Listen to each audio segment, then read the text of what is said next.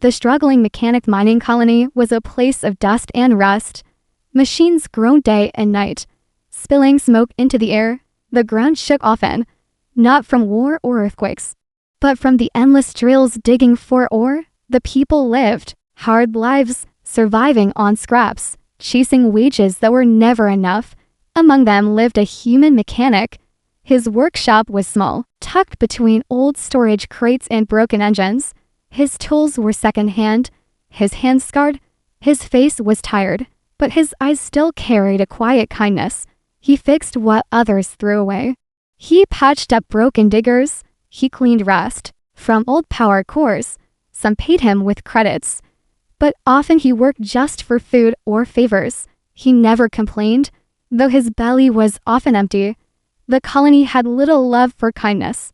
People valued strength, wealth, and connections. They mocked him for helping others. "You waste your time," they said. "No one helps you back." But he ignored their words. He believed even small kindness mattered. One cold night, when the colony winds howled like wild beasts, the mechanic stayed late in his shop. A storm raged outside, dust slamming against the walls. He wrapped himself in a torn blanket and sat by the dim light of a power lamp, trying to repair an old generator. Then, he heard something, a faint sound, soft and fragile, like crying. At first, he thought it was the wind, but the sound grew clearer. It came from the scrapyard behind his shop. He put down his tools and stepped outside. The storm whipped against his face, sand stinging his skin. He moved through piles of metal and broken machines, and there, between two rusted crates, he saw them, two small figures, crouched together, their clothes torn, their faces pale, their arms wrapped around each other as they shivered. Their eyes, wide and filled with fear, glowed faintly in the dark. They were not human. Their skin shimmered faintly, their hair long and tangled. They looked like shadows of children. The mechanic's heart tightened. He knelt beside them. "Are you hurt?" he asked softly. But they only pressed closer together, afraid. He looked at their trembling hands, at their thin bodies. They were starving. He knew the look. He had seen it many times in the colony. Without hesitation, he took off his blanket and wrapped it around them. "Come," he said gently. "You cannot stay here in the storm." They hesitated. Their glowing eyes searched his face, as if trying to read his soul.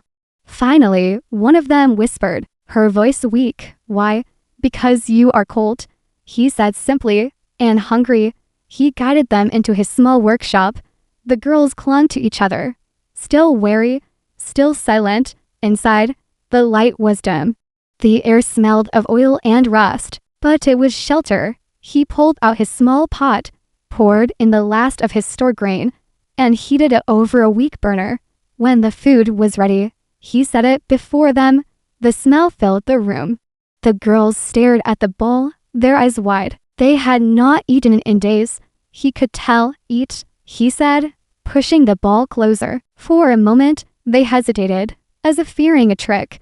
But hunger was stronger than fear. Slowly, carefully, they lifted the food to their lips. One bite, then another, and soon they ate quickly, tears falling down their faces. The mechanic watched, quietly. His own stomach growled, but he did not take a share. He only smiled faintly and said, "There is more tomorrow. You are safe here tonight." After the meal, the girls curled up in the corner, wrapped in the blanket. Their breathing softened as they drifted into sleep. For the first time that night, they looked like children again, not like ghosts wandering through the storm. The mechanic sat back, staring at them. He wondered who they were, where they had come from. But he did not ask. He knew some questions carried pain. He only whispered to himself, "No child should starve." In the morning, the storm had passed. The sun rose weak and pale over the dusty colony. The mechanic woke to find the corner empty, the blanket neatly folded. The girls were gone. He stepped outside, looking around the scrapyard, but there was no sign of them, only the faint echo of their footsteps in the sand. He sighed, part of him wishing they had stayed. But as he turned back to his shop, he noticed something carved on the inside wall. A mark, small but clear, drawn with a shaky hand. It was a simple two stars beside a circle. He touched it gently, and though he did not understand its meaning, he felt its weight. Later that day, neighbors asked why his food stores were empty. He only shrugged. I shared what I had. They laughed at him. You are full. You cannot feed strangers. They will never repay you. But he only smiled faintly.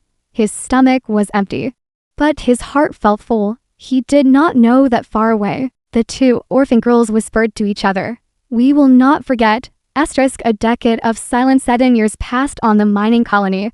The storm still came, the drill still roared, and the people still fought for scraps. The colony had changed little, but the mechanic had grown older. His hair carried streaks of gray, his hands more scarred, yet his spirit remained the same. He still worked in his small shop, repairing broken engines, fixing old machines, and trading his skills for food. Some days he earned enough to eat, other days he went hungry, but never once did he stop helping others. If someone brought him a broken water pump, he fixed it. If a child carried a toy with cracked wires, he repaired it. He asked for little and often received less, but he kept going. The neighbors still mocked him. Kindness does not pay, they sneered. You could have been rich if you charged more. He only shrugged and kept working. They called him a fool, but he did not mind. He carried no pride in wealth, only in the small comfort he could bring to others. Yet deep inside, he remembered that stormy night. He remembered the two glowing-eyed girls huddled in his workshop. He remembered their trembling hands as they ate. He remembered the small mark they left on his wall, the two stars beside a circle. He often traced it with his fingers, wondering if they had survived, wondering if they remembered him. But as the years stretched, silence answered. The girls never returned. No message, no sign. He told himself they were gone, perhaps lost to the cruel galaxy. Perhaps they had forgotten the human who gave them food. He buried the memory deep, though it never faded. One evening, as he closed his workshop, a group of miners gathered nearby. They drank cheap liquor, laughing loudly. One of them saw their mark on the wall and sneered. Still keeping that simple, he jeered. Those alien strays ran off long ago. You wasted food on them. They probably died in the wastes. The mechanic said nothing. He only covered the mark with a cloth. But when he lay down to rest that night, his chest felt heavy. He did not regret what he had done, but he could not escape the ache of wondering. The galaxy beyond the colony was changing. Rumors reached even the dusty halls. Powerful alien fleets moved through the stars. Empires rose and fell. Some said a hidden royal bloodline had returned. Some whispered of warrior sisters leading armies with unmatched strength. The mechanic listened quietly, but he never connected the stories to his own memory. For him, life was simple: work, eat, survive, sleep. The days bled together, the years slipped away. His dreams of a better future had long faded. He was only a man with tools, surviving in the cracks of the galaxy. Yet sometimes, in the quiet hours, when the wind howled outside, he thought of the girls. He wondered if they were alive, if they remembered the warm meal, if they still carried the memory of a human who had once offered them shelter. He never spoke of it aloud. The colony was not kind to dreamers. To them, survival was the only truth. Kindness was weakness, and memories were worthless. But destiny has a strange way of circling back. 10 years after that stormy night, the mechanic woke to a strange sound. It was not the roar of drills, not the cry of the storm. It was a deep, rumbling hum that shook the air. The ground trembled under his feet. Tools rattled off the shelves. The entire colony rushed outside in panic. And there, breaking through the clouds, was a ship unlike any they had ever seen. It was massive, its surface gleaming like liquid silver. Lights traced along its hull like rivers of fire. Its engines glowed with a deep, royal blue. The ship moved with the grace of a predator, powerful yet calm. The colonists screamed in fear. An invasion. Someone shouted. Soldiers scrambled for weapons. Parents pulled children close. The mechanic stepped outside his workshop. His eyes wide, the ship descended slowly, dust storms whipping round it. Its shadow swallowed the colony. The people backed away, their hearts pounding. But the ship did not land in the central square, nor at the command post. It came down gently at the edge of the scrapyard. Right before the mechanic's small shop, the earth shook as its landing. Gear touched the ground. The air shimmered with heat. The crowd stared in disbelief. The mechanic's heart thundered in his chest. His eyes locked on the enormous vessel. He had never seen such a ship. Not even in dreams. Why here? Why his workshop? The hatch opened with a hiss. A ramp extended. The air grew heavy. The colonists whispered in terror, expecting soldiers, warlords, conquerors. But what stepped out were not invaders. Two tall figures emerged, their armor shining, their eyes glowing faintly in the dim light, their movements graceful, powerful. Each step carried weight, like rulers returning to claim what was theirs. The mechanic's breath caught. His mind froze. He knew those eyes. The two women stood at the base of the ramp, their faces proud, their scars hidden beneath regal armor. And in unison, they spoke words that silenced the crowd. The ship, a historic crowd pressed closer, fear and wonder mixing in their eyes. No one understood why the great ship had come to this dusty colony, and why it landed at the door of a poor mechanic. The two armored women stood tall, their glowing eyes fixed on him. Their armor shimmered like liquid steel, decorated with symbols the colonists had never seen.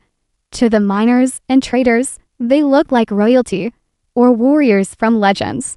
The mechanic's heart pounded. He stepped back, unsure if he was dreaming. His workshop, small and broken, now stood in the shadow of a ship worth more than the entire colony. One of the women removed her helmet. Her face was sharp yet graceful. Her glowing eyes softened when they met his. She spoke, her voice carrying both power and warmth. "You gave us food when we had nothing." The second woman followed, pulling off her helmet. Her long hair fell over her shoulders. Her voice trembled, though it was stronger than when he had first heard it as a child. "You gave us shelter when no one else would. You saved us." The mechanic's mouth went dry. His eyes widened. His hand shook. He whispered. The girls, the women nodded. Their eyes glimmered with something more than gratitude, with something deeper loyalty. "We are no longer children," one said, "but we have not forgotten. We never will." The colonists gasped. Murmurs spread through the crowd. "Those strays," someone whispered. "They survived." Another stammered. "And they came back with a warship." The mechanic could not speak. His mind spun with memories. The storm, the small trembling hands, the faint voices whispering in the dark. He remembered their promise. "We will not forget." And now, standing before him, they had kept it. The taller woman stepped closer. Her armor gleamed under the colony's weak sun. She knelt on one knee, lowering her head before him. "You were the first to show us kindness," she said. "To us, you are more than a mechanic. You are our guardian." The crowd gasped again. The sight was unreal. Two powerful warriors bowing before a man who fixed old engines for scraps. The mechanic's throat tightened. He looked round at his neighbors, who had once laughed at him, mocked him for feeding to orphans. Now those same faces stared in silence, their eyes wide with disbelief. "I am no guardian," the mechanic said weakly. "I am just a man. I fix machines. I am nobody." The younger woman shook her head firmly. "You were a hero when no one else was," she said, her voice sharp with conviction. "Without you, we would not be alive. Without you, we would not have become who we are." The air grew heavy. The ship behind them hummed with quiet power. Its towering frame loomed over the colony like a reminder that something greater than all of them had arrived. The commander of the colony guards stepped forward, his voice trembling with authority. "Why are you here? Why land on this world?" The armored women turned to him, their glowing eyes hard as steel. "We came for him," they said in unison, pointing to the mechanic. The commander swallowed hard, his face pale. He looked at the mechanic with disbelief. The colonists whispered louder, their voices sharp with envy, fear. And the mechanic felt the weight of every eye. He wanted to shrink back into his workshop, back into the shadows where no one noticed him. But the two women stepped closer and took his hands. Their grip strong and warm. "Come with us," one whispered. "Your kindness bound us. Our bond cannot be broken." He hesitated. His heart raced. He had lived his whole life in this colony, fixing scraps, eating little, dreaming of nothing. Could he really step into that ship? Could he really leave everything behind? The taller woman's eyes softened. "Do you remember the mark we left on your wall?" she asked. He nodded slowly, his voice rough. "To stars and a circle." Her lips curved faintly. "It was the symbol of our house, the mark of our bloodline. We were daughters of exile, hiding from those who wanted us dead." The crowd gasped again. The commander paled further. Royalty, exiles, warriors standing in their dusty colony. The younger woman squeezed his hand, her voice soft but steady. "We survived because of you, and now we return not as orphans, but as leaders of an empire. And we came back for you." The mechanic's knees weakened. He looked at them, at their glowing eyes, at the great ship, at the stunned faces of his neighbors. His mind screamed that this was impossible. Yet, deep in his heart, he knew it was real. The ship's ramp glowed, calling him forward. The two women stood beside him, waiting. The mechanic, once a poor man fixing scraps in silence, now stood at the edge of destiny, and the galaxy itself seemed to hold its breath. The bond remembered. The mechanic stood frozen as the armored women held his hands. His mind swirled with questions, his chest tightened with disbelief. But when he looked into their glowing eyes, he saw something he could not deny: recognition. They were the same orphans he had fed on that stormy night, the same trembling children who once sat in his shop eating from a cracked bowl. Now they stood before him as warriors, proud and strong.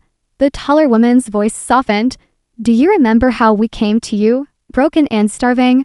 The mechanic nodded slowly, his throat dry. "Yes, I remember." Her eyes shimmered. "No one else would look at us. No one else would help. They turned their backs. But you shared what little you had."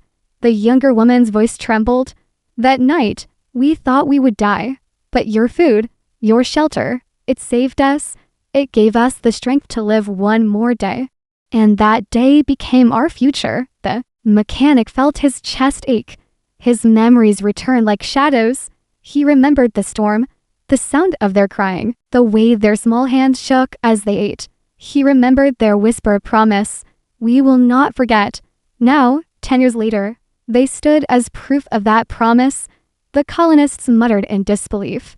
Some whispered they were orphans, others hissed royal blood warriors. The commander narrowed his eyes, his voice sharp. "What do you mean by bloodline?" The taller woman turned, her glowing eyes cold as steel. "We are daughters of a royal house," she said. "Our people hunted us. Our enemies chased us. We were left alone. But his kindness gave us hope. Without it, the royal bloodline of our world would have ended in the dust." Gasps spread through the crowd.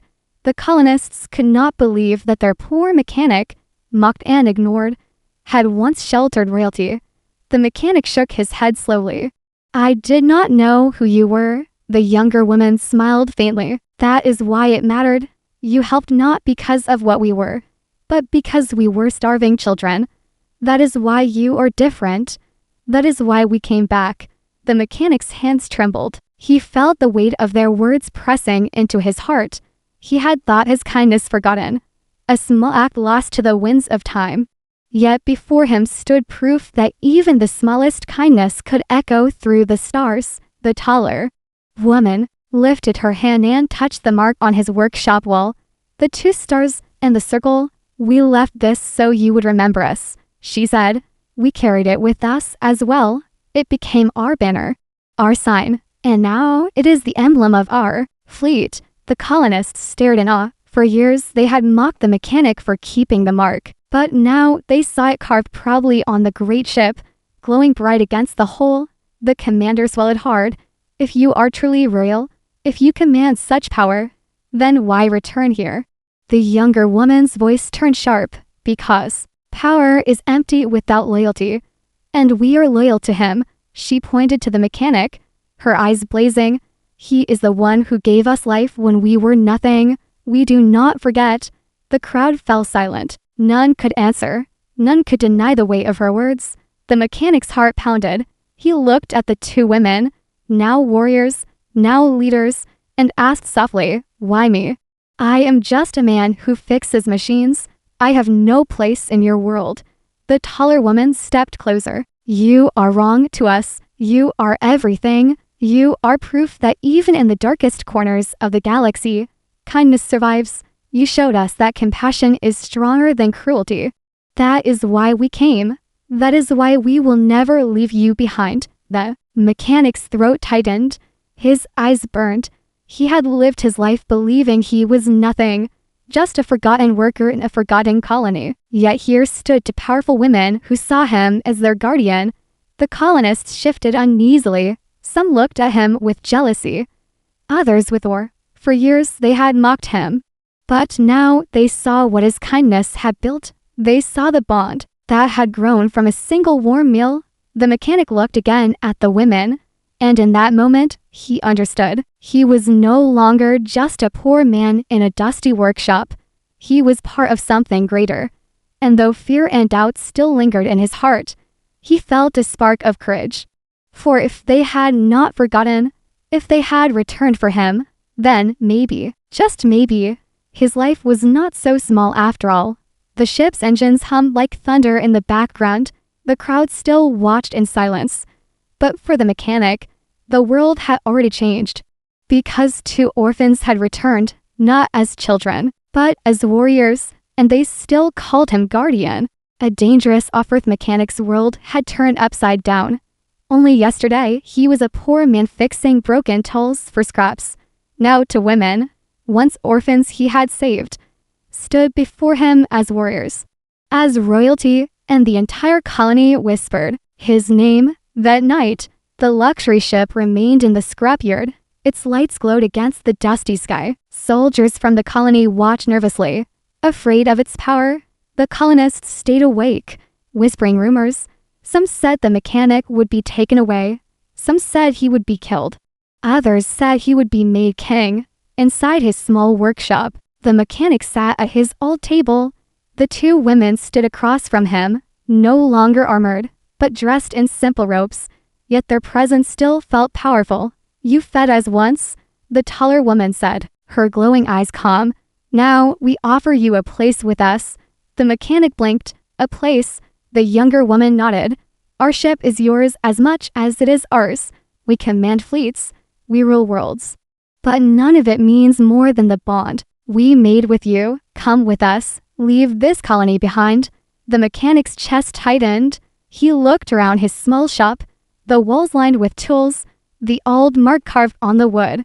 This was his home. He had lived his whole life here. He had nothing else. And yet, it was all he knew. "I am no warrior," he said softly. "I am no leader. I am just a mechanic. Why would you want me with you?" The taller woman stepped forward, her voice steady.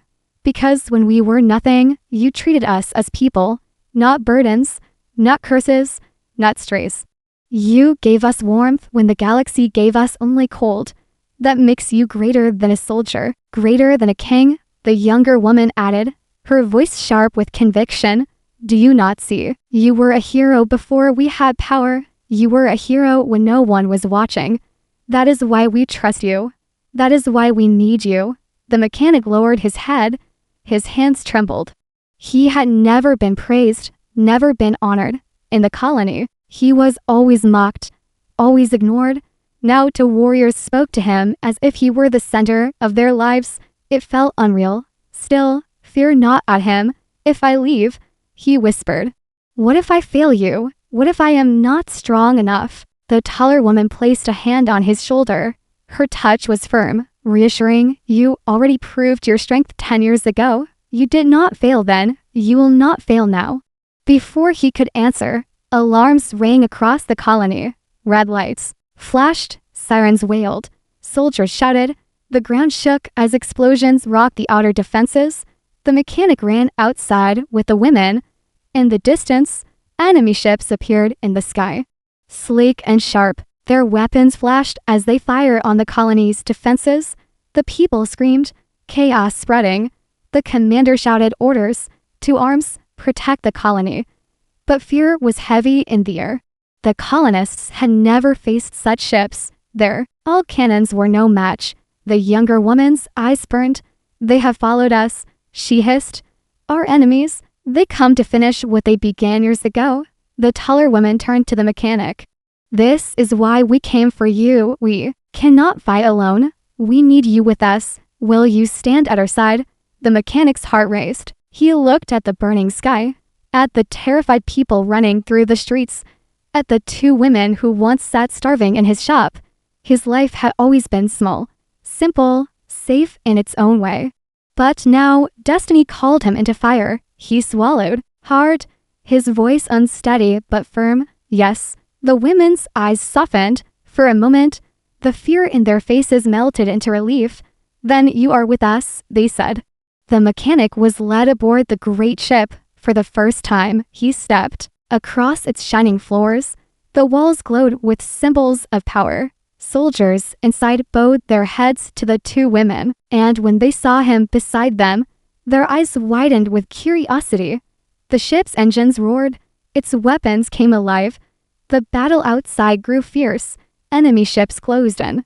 The colony shook with fire. The mechanic stood at the command deck, his hands trembling as he touched controls he had never seen before. Yet when the systems failed, when circuits sparked, he moved with instinct. His years of fixing scraps had trained him. His hands flew across wires and panels, repairing, adjusting, guiding. The women fought with blades of light, leading their warriors with unbreakable resolve. The mechanic, though no soldier, became their strength behind the machines. Every repair he made kept the ship alive. Every spark he calmed gave them one more breath to fight. The colony below watched in awe as the orphan girls who once starved in the dust now fought like queens of the stars. And beside them stood the poor mechanic who had once shared a warm meal. Humanity's steps forward. The battle outside the colony grew louder. The sky burned red with fire. Enemy ships circled like vultures, firing blasts that shook the ground. The people screamed, hiding in fear. On the command deck of the great ship, chaos filled the air. Warriors shouted, alarms blared, sparks rained from broken circuits. The two sisters fought like fire and storm, their glowing eyes fierce, their blades cutting through enemies who dared to board. And in the middle of it all stood the mechanic. His heart pounded. Sweat ran down his face. He had never seen such weapons, such machines. But when they broke, his hands moved without hesitation. Panels sparked, wires burned, engines strained under the pressure of the fight. He grabbed tools, twisting, welding, patching. Every second mattered. Every repair kept the ship alive. Shields failing, a soldier cried. The mechanic dashed to the console. He saw the problem. At once power routed wrong. Circuits overheating. He rerouted the flow with steady hands. The lights flickered back to life. Shields holding. Another shouted. Relief filled the deck. The sisters glanced at him between strikes, their voices firm. You are not just a mechanic. You are saving us. But there was no time for pride. The enemy fleet pressed harder. More ships descended, cannons glowing like suns. The colony shook as buildings crumbled. The people below thought the end had come. The commander of the colony, guards shouted into the comms, we cannot hold. We are outnumbered. The taller sister's voice cut through, strong and sharp.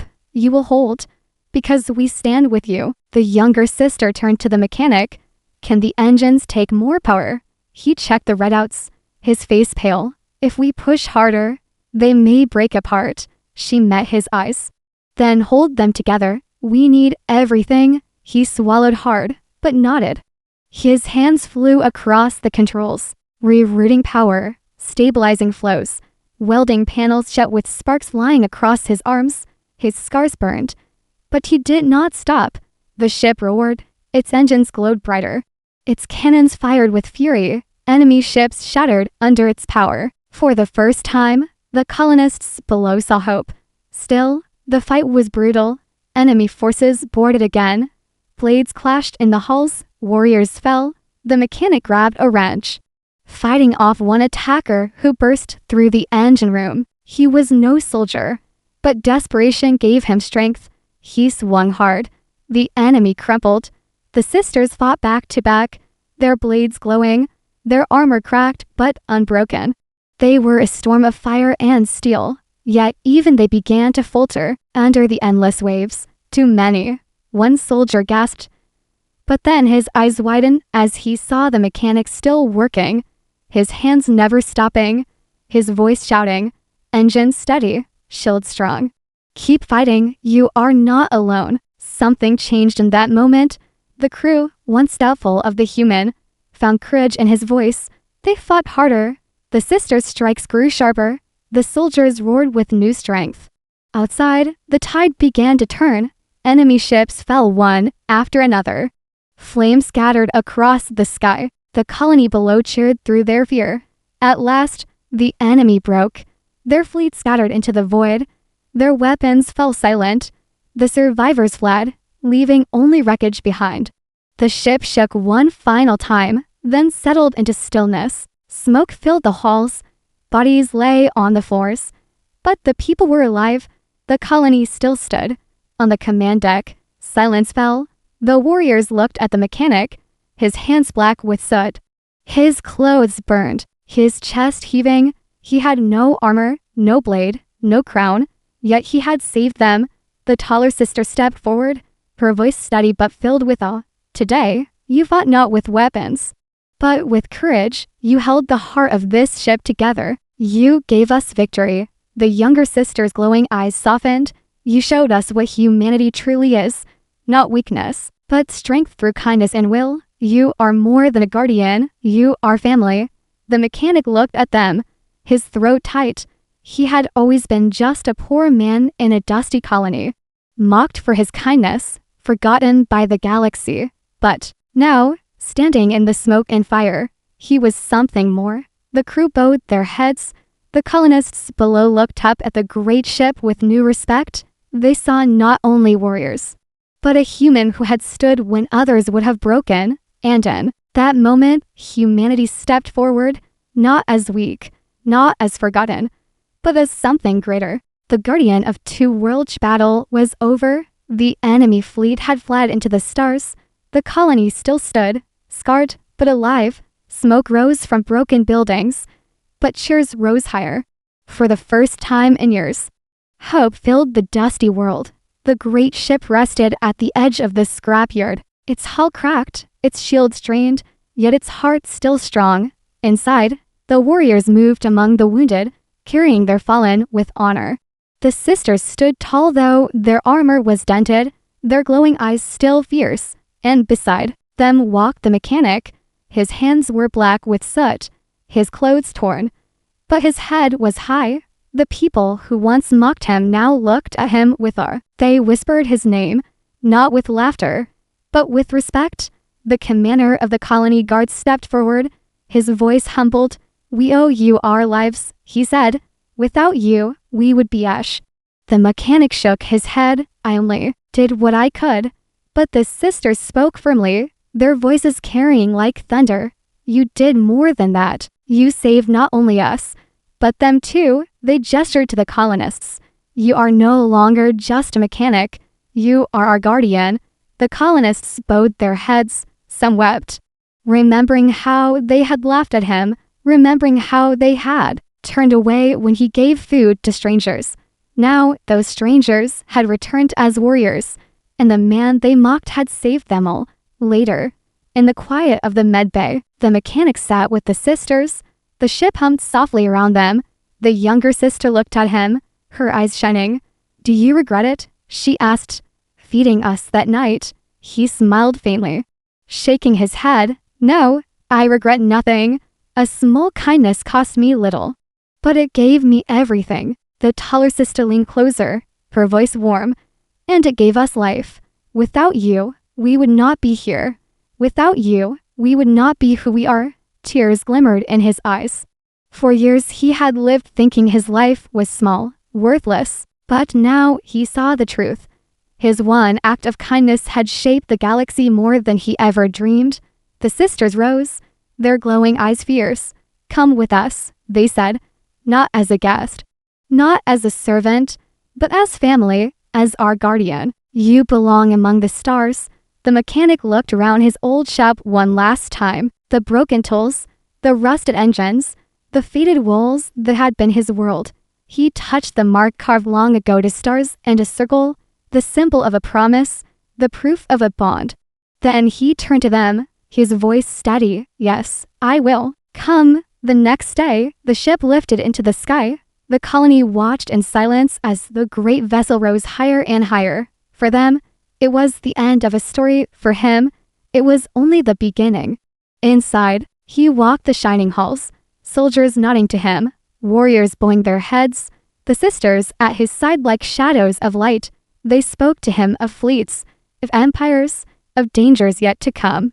But to him, the most important truth was simple. He was no longer alone. He sat with them at the command deck, staring out at the endless stars, his hands resting on the rail, his heart calm for the first time in years. "You once gave us food," the younger sister said softly.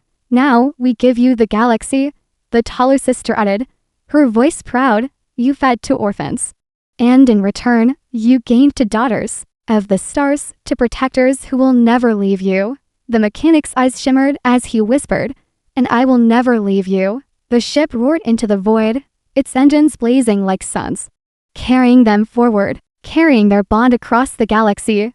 And so, the story of a poor mechanic, mocked and forgotten, became legend. The man who shared a warm meal with two orphans became the guardian of two worlds. And his name would be remembered, not for wealth, not for power, but for kindness that changed the stars forever.